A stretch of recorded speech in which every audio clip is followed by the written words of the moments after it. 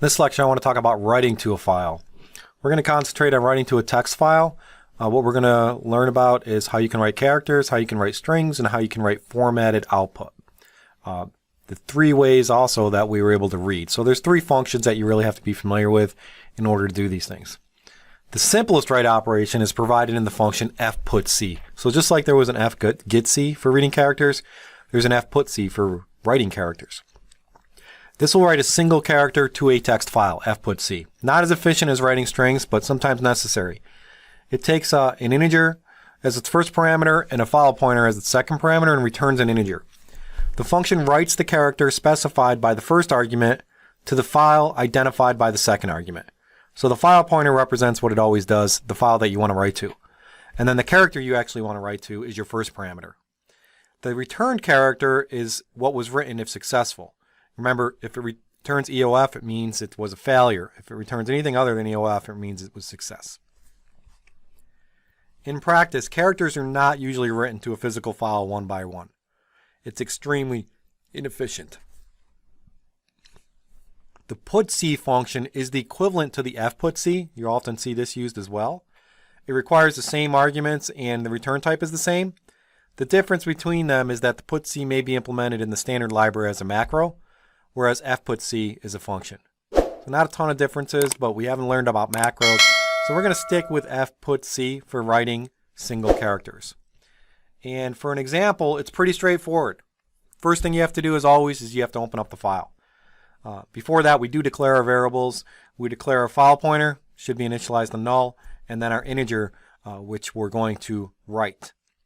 When we open up our file, you'll notice that we do a W or a W+. W means that we're going to write only. You can't read. W+ means you can write and read. In this case, we can write and read. Here we have a for loop. We're going through all the characters starting at 33 to 100. When these are integers, what this means is the character is represented in the ASCII table. So if you write character, for example, 59, you'd have to look it up in the ASCII table to see what it represents. But it would be an actual character. Here we're just writing ASCII values 33 to 100. And we're saying fputc char fp. And you could use conversion functions if you wanted to create ASCII values to integers. You can just use an A2I. So if you wanted to write the character C, you could say fputc A2I and then put C in single quotes. That would be fine as well because it would convert the ASCII to an integer and write it. But the first argument is an integer, so you have to write an integer. And the second argument is our file pointer. Pretty straightforward there. And then the last thing we have to do is we have to close that file. Right. We probably also want to set the fp pointer to null. But again, it takes an integer, so be careful there. It's always represented in the ASCII table. But you can convert the integer, the actual characters to integers using A2I. How about writing a string to a text file? Much more useful, more efficient. This is where you use the fputs function. This will allow you to write to any file or stream. It is similar to the fgets. It takes a constant char string that you want to write as the first parameter. It's a pointer. And it takes as our second parameter the file pointer, what file you want to write to. And then it returns an int. So the first argument is our pointer, the character string that you want to write. The second argument is the file pointer itself. And the function will write characters from a string until it reaches the null terminator. It does not write the null terminator character to the file. So you have to write it explicitly. This can complicate things because when you read back the data, it could be variable length and it won't end at the null terminator. So you have to, it's expecting it to write a line of text that has a new line character at the end. So make sure you're familiar with the null terminator and either explicitly write it using fputc, a single character, or write it and it will basically add the new line character at the end after you write it.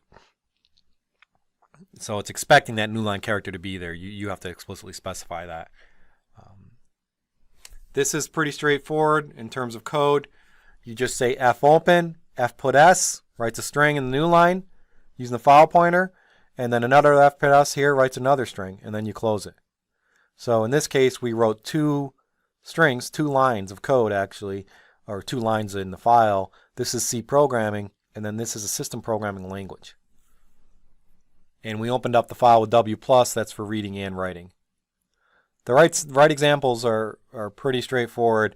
You just call a couple functions, right? fopen and then fputS and then fclose. Now, for writing formatted output, we're going to use fprintf. Again, you'll notice that with the scanf to read and input and the printf, you just add that f prefix before the function and you're writing formatted output. So for writing formatted output with the fprintf, it returns an integer, it takes a file stream as the first parameter, and then the format specifiers are followed by commas with variable number of arguments for each format specifier. Just like printf, really. The first argument to the function is the pointer to the file object, and then the second argument is those variable number of arguments. It's a C string that contains one or more of the following items: white space character, a non-white space character, format specifiers, and again, it's very similar to printf, but you're actually writing to a file. So you can write formatted output to a file. If it's successful, it will return the number of characters written. Otherwise, it's going to return a negative number if it's not successful. It looks something like this. You include the standard I/O header. You create your file pointer. You then use your file pointer to open up some text file. Use it for W+ for reading and writing. And then you just say fprintf. In this case, we're saying fprintf. We're specifying the file pointer. And then we're specifying 4 strings separated by a space and then a %d. And we're writing, hello, my number is 555. So the file is actually going to have the data formatted when you write it. So let's look at this in code blocks and see what it looks like. So there's not a lot of code in here. We only have a few lines of code. On line 4, we're creating our file pointer, and again, we'll want to initialize this to null. We then, in line 6, we call fopen, and we say open file.txt. So that file.txt has to exist in either where the C source file is running, or if you're executing the program manually, wherever the executable is. We're going to open up for reading and writing. After we've opened it up, we do want to make sure the file pointer is not null. So we want to say not fp. If it's not null, then we can start writing data. And in this case, on line 9, we're going to write formatted data. So what we're going to write is we're going to write 1 string, 2 string, 3 string, 4 string, and then an integer. And then the next parameters are just comma separated strings, as well as our integer at the end. I just have to fix these double quotes because it doesn't work right. So 555 is right at the end there.